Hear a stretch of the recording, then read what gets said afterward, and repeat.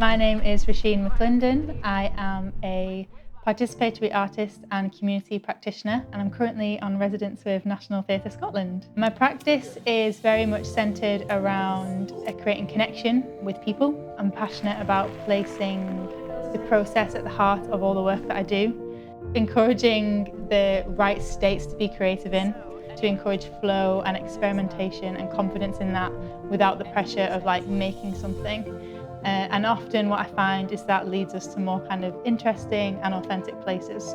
Cycling became a bit of a ritual in this process, and it was because we wanted a bit of a bespoke physical theatre practice that allowed us to travel throughout the community.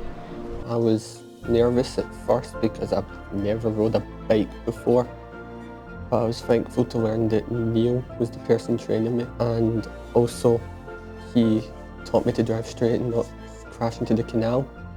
I think I came in thinking that it was going to be a much harder task than it was, but with the imagination and the creativity already coming together from just the cycling exercises and the stories they created, it was incredible.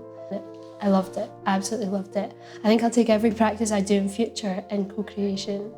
You were here next to Isaac, I remember, and you were like that, like a power stance.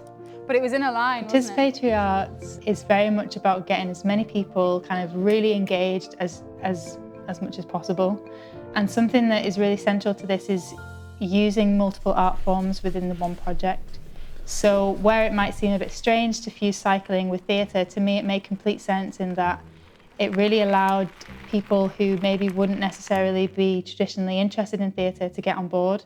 I think for me the most wonderful part is just watching everyone dive into the story so openly. And at not one moment did we feel silly or young or anything, because we were all just having so much fun.